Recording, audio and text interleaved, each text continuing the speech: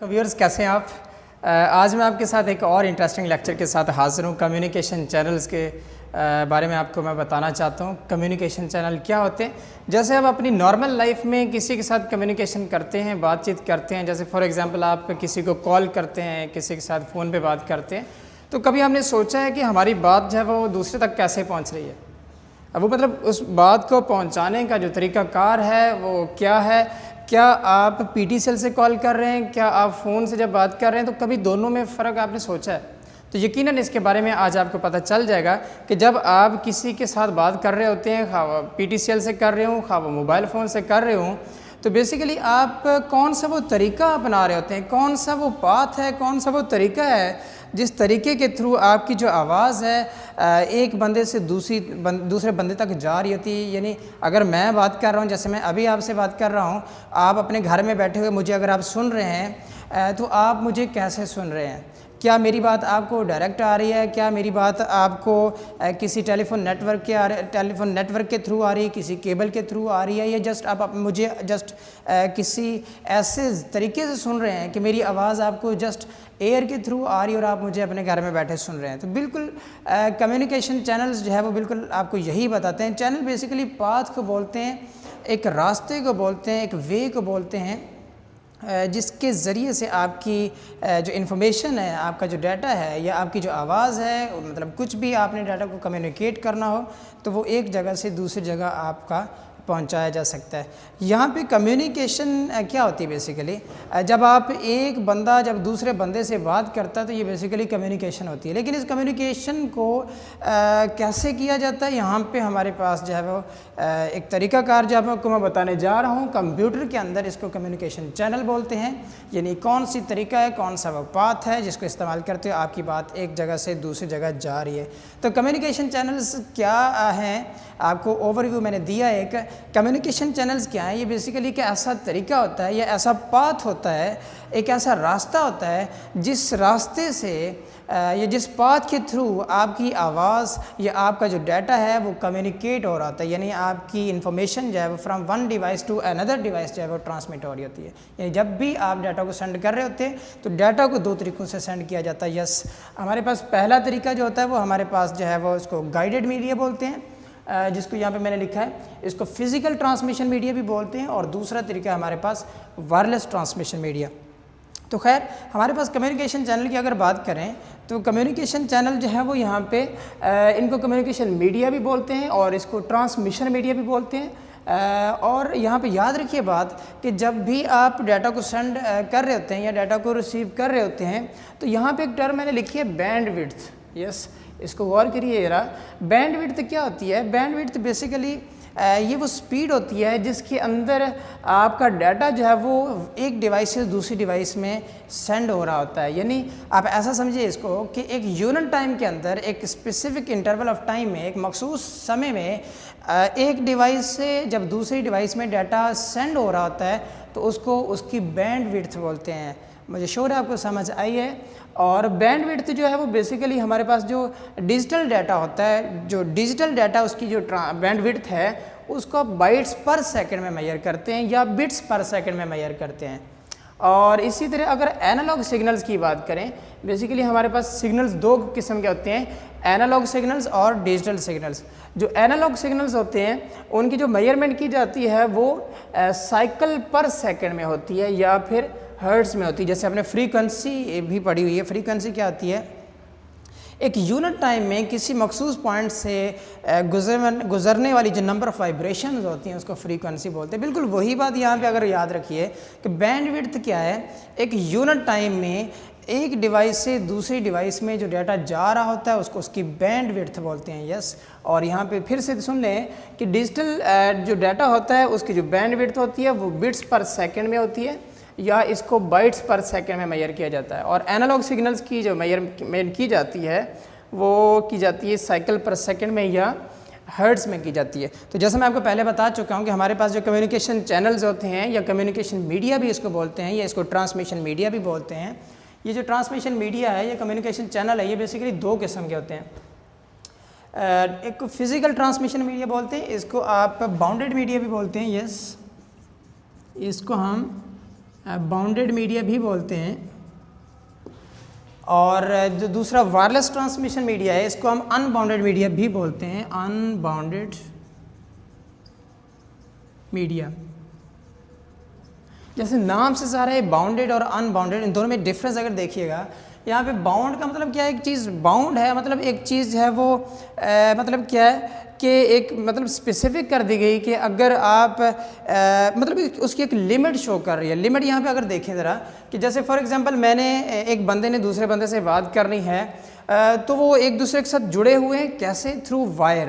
जैसे पीटीसीएल की मिसाल लें, जब आप किसी को कॉल मिलाते हैं पीटीसीएल के थ्रू तो आपका जो रिसीवर है आपका जो रिसीवर है और जो दूसरी एंड पे जो आपके साथ बात कर रहा है उसका जो रिसीवर है ये डायरेक्टली आपस में थ्रू वायर जुड़े होते हैं। यानी आपकी जो कम्युनिकेशन दूसरे पर्सन के साथ हो रही होती है वो डायरेक्ट एक तार के ज़रिए हो रही होती है। यानी यहाँ से हमें ये पता चला कि इसके अंदर ये बाउंडेड मीडिया या फिज़िकल ट्रांसमिशन मीडिया एक ऐसा मीडिया होता है, ऐसा तरीका होता है जिसके अंदर एक डिवाइस दूसरे डिवाइस के साथ डायरेक्टली थ्रू वायर यानी केबल के थ्रू, तार के ज़रिए दोनों डिवाइसेस आपस में जुड़ी होती हैं और फिर कम्युनिकेशन हो रही होती है। उसके बरक्स में अगर देखें वायरलेस ट्रांसमिशन मीडिया की बात करें या अनबाउंडेड मीडिया की बात करें, इसके अंदर जितने भी डिवाइसेस होती हैं, फॉर एग्जांपल मैं जैसे टेलीफोन अपना हैंडसेट से यानी मोबाइल फ़ोन से अगर किसी के साथ कॉल कर रहा हूँ, बात कर रहा हूँ तो कोई वायर नहीं है। मतलब मैं इधर से अपने मोबाइल से फ़ोन कर रहा हूँ, किसी दूसरे को ऑटोमेटिकली यस मेरी जो बात जा रही है, आवाज़ जा रही है, कोई यहाँ पे दरमियान में कोई वायर नहीं है। यानी वायरलेस मीन्स यहाँ पे कोई वायर का चक्कर नहीं है। इट मीन्स कि यहाँ पे there are two devices which are not directly linked with each other. But on the other hand when we talk about physical transmission media is the media in which two communication devices are directly linked with each other. Yes, मुझे sure है यहाँ पे आपको समझ आ गई है। Physical transmission media की अगर बात करें, मैं इस वायरलेस ट्रांसमिशन मीडिया को भी बताता हूँ आपको। अगर फिज़िकल ट्रांसमिशन मीडिया यानी बाउंडेड मीडिया की अगर बात करें तो जैसे हमारे पास ट्विस्टेड पेयर्स होती हैं, ये केबल्स होती हैं, आम अवेलेबल हैं, इनको इस्तेमाल किया जाता है। ये इतनी हाई क्वालिटी की अपना केबल्स नहीं होती हैं, लेकिन इनको लोकल एरिया नेटवर्क में छोटे शॉर्ट डिस्टेंस पे जब आपने कम्युनिकेट करवाना हो, मुख्तलिफ डिवाइसेस को आपस में अटैच करना हो तो उनको आपस में जोड़ने के लिए जो है वो ट्विस्टेड पेयर केबल्स का इस्तेमाल किया जाता है। ट्विस्टेड जो है, जैसे पेयर का लफ्ज़ जो है वो किसको शो कर रहा है, पेयर जो है वो कपल को बोलते हैं, यानी दो चीज़ों को बोलते हैं। यहाँ पे ये मैंने एक केबल बनाने की एक शेप जो आपके सामने जो है वो केबल की दिखाई है, जिसमें आपको जो वायर्स हैं वो कुछ इस लिहाज से मतलब ट्विस्टेड जो है वो नज़र आ रही हैं।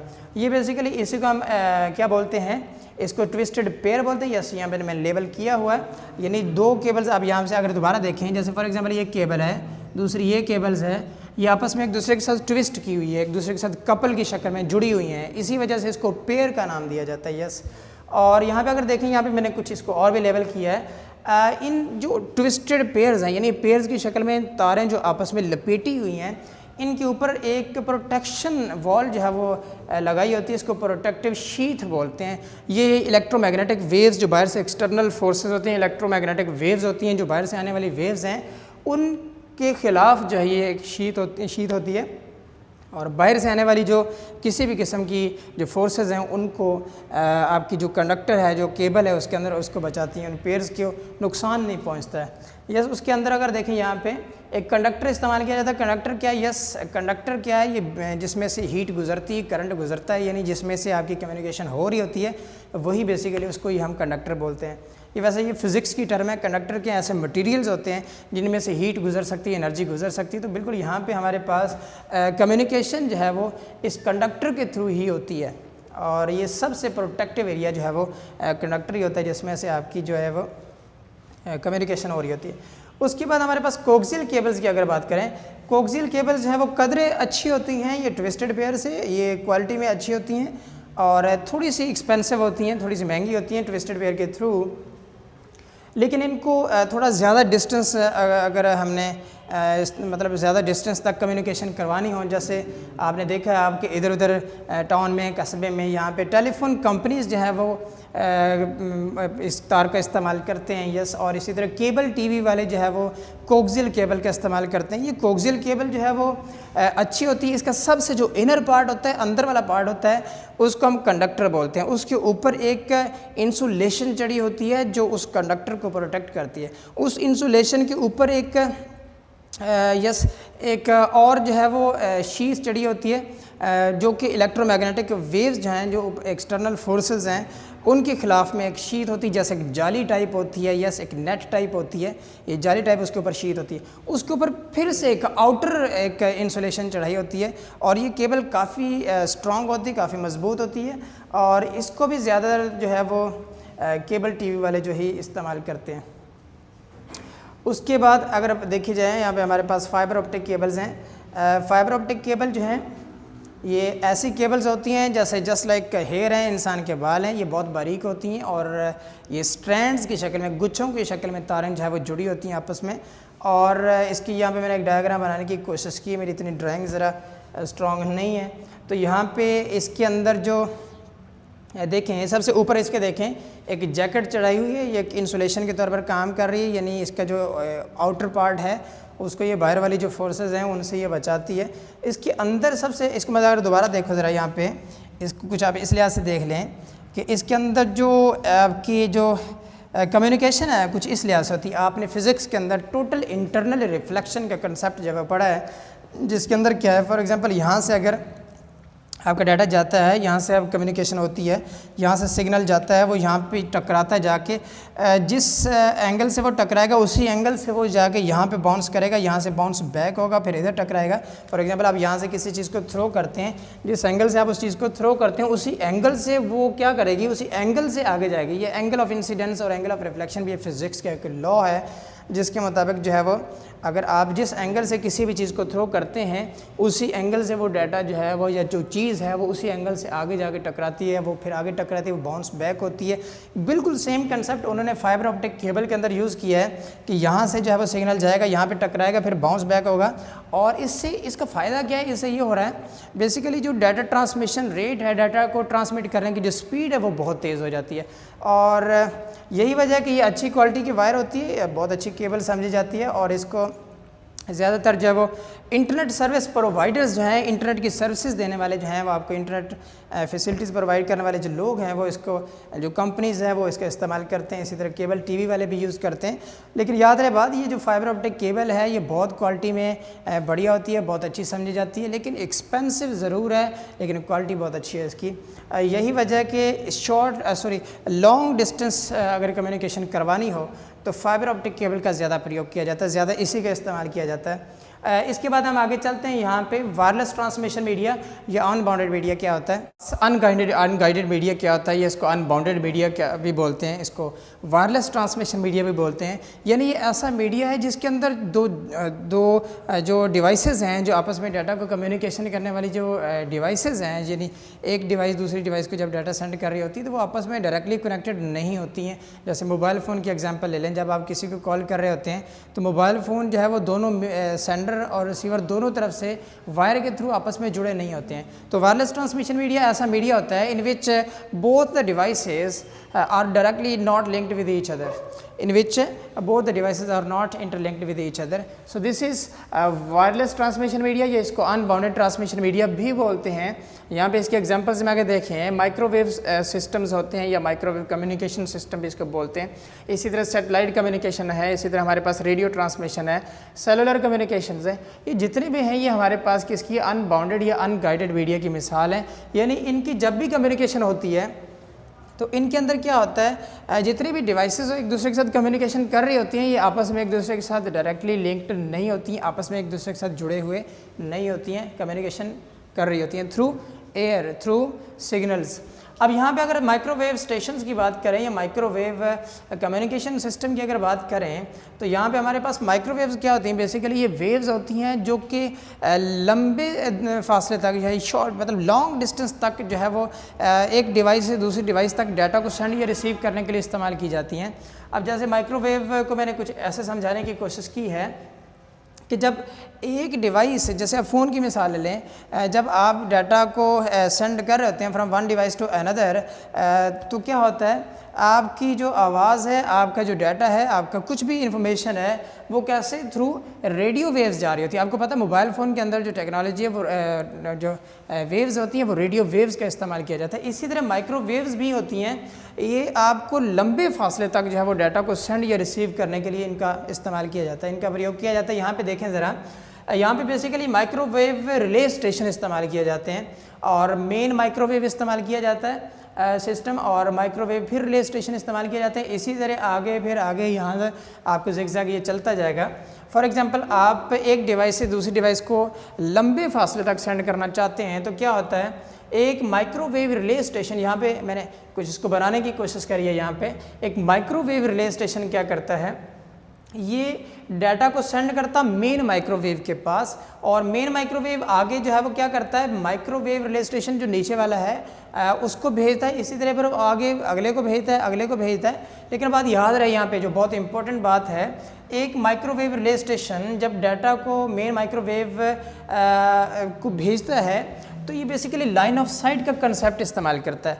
यानी एक माइक्रोवेव जो रिले सिस्टम है या माइक्रोवेव रिले स्टेशन है, ये दूसरे मेन माइक्रोवेव सिस्टम से तकरीबन अबाउट 30 माइल्स की डिस्टेंस पे होता है। यानी एक माइक्रोवेव रिले स्टेशन दूसरे से तकरीबन 30 माइल्स के फासले पे होता है, और लाइन ऑफ साइट का ये जो है वो टेक्निक इस्तेमाल करता है। लाइन ऑफ साइट का मतलब ये है यहाँ पे कि डाटा जो है वो बिल्कुल स्ट्रेट सीधी लाइन में नहीं ट्रांसमिट होता। यानी आप ऐसा समझ लीजिए कि बिल्कुल डाटा जो है वो एक सीधी लाइन में नहीं जाएगा। अगर सीधी लाइन में डाटा जाएगा तो डाटा आपका किसी जगह पे जाके स्टक हो सकता है, कहीं रास्ते में कोई बिल्डिंग्स हैं, कहीं माउंटेन्स हैं, बड़ी बड़ी इमारतें हैं।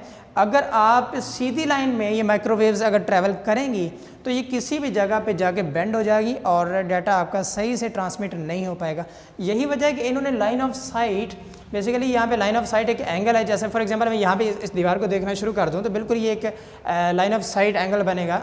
यहाँ पे इस कॉर्नर को अगर मैं देखना शुरू कर दूँ, लेकिन ये ऑलमोस्ट 45 एंगल बन रहा है यहाँ पे। तो माइक्रोवेव जो है ये क्या करती हैं, लाइन ऑफ साइट का कंसेप्ट इस्तेमाल करती हैं। क्यों करती हैं मैंने आपको बताया, क्योंकि ये सीधी लाइन में अगर ट्रैवल करेंगी तो ये रास्ते में किसी भी जगह पे जाके ये स्टक हो सकती हैं, और यही वजह है कि लाइन ऑफ साइट का कंसेप्ट इस्तेमाल किया जाता है। लेकिन यहाँ पे सबसे इम्पॉर्टेंट बात कि एक माइक्रोवेव स्टेशन जो है वो उसका मेन माइक्रोवेव स्टेशन से कितना डिस्टेंस होता है, अबाउट 30 माइल्स।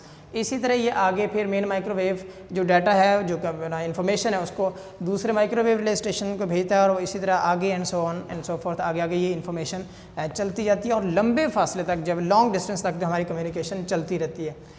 मैं यहाँ पे इसको शॉर्ट करने की कोशिश करता हूँ, यहाँ पे हमारी वीडियो लंबी हो रही है। यहाँ पे आगे चलते हैं। सैटेलाइट कम्युनिकेशन क्या होती है। सैटेलाइट कम्युनिकेशन भी बिल्कुल माइक्रोवेव्स का ही इस्तेमाल करती है। आपने नाम भी सुना होगा सैटेलाइट्स क्या होते हैं। ये बेसिकली क्या करते हैं, बिल्कुल इन्फॉर्मेशन को from one device to another device send या रिसीव करने के लिए इस्तेमाल किए जाते हैं। जैसे आपने अक्सर आवरली क्लॉक और न्यूज़ भी आप सुनते हैं, देखते हैं, तो ये घंटे की खबरें और हाफ आवर बाद न्यूज़ आ रही होती हैं। ये बेसिकली सैटेलाइट्स का काम है, जो कि आपकी इन्फॉर्मेशन को वन डिवाइस से अनदर डिवाइस जब वो सेंड या रिसीव कर रहा होता है, आपको एक आधे घंटे बाद जो है वो वेदर फोरकास्टिंग आ रही होती है कि भाई इस समय ये होने वाला है, इस समय ये होने वाला है। ये सारी इन्फॉर्मेशन, सारा रिकॉर्ड ये कौन कीप कर रहा है, यहाँ पे सैटेलाइट हमारे जो है वो कंट्रोल कर रहे होते हैं। तो यहाँ पे बिल्कुल अगर देखें तो सैटेलाइट भी डाटा को कैसे ट्रांसमिट करते हैं, माइक्रोवेव्स का इस्तेमाल करते हैं। ये भी किसका इस्तेमाल करते हैं, माइक्रोवेव्स को इस्तेमाल करते हैं। माइक्रोवेव्स क्या है, from one place to another place, यानी from one device to another device data को सेंड या रिसीव करने के लिए इस्तेमाल की जाती हैं।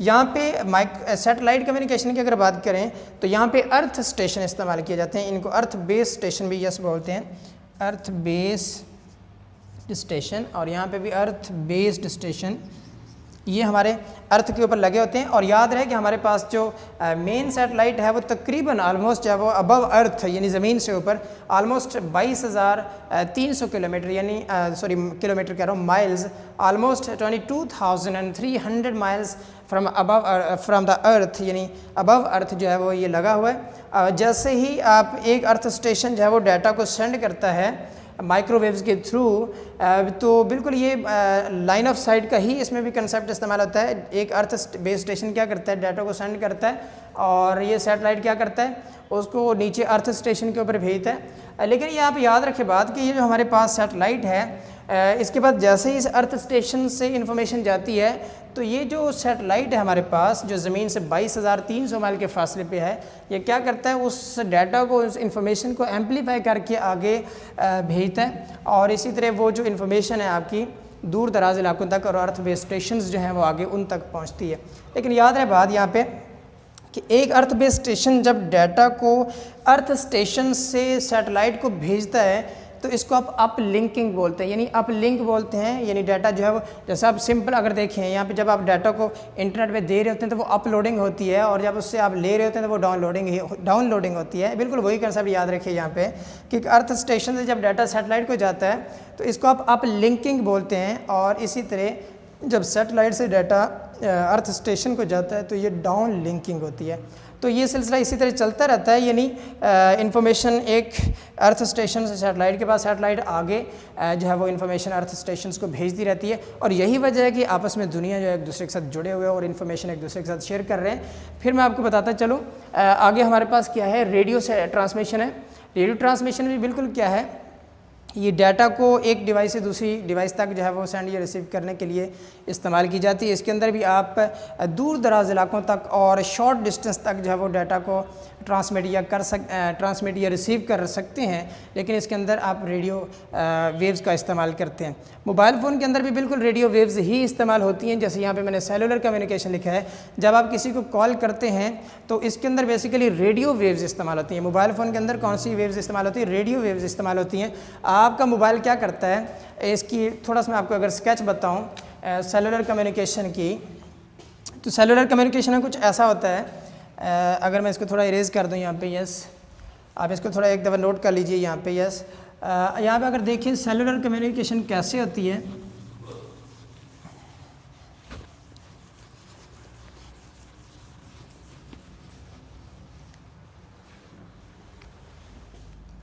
सर ये भी थोड़ा इरेज कर दें।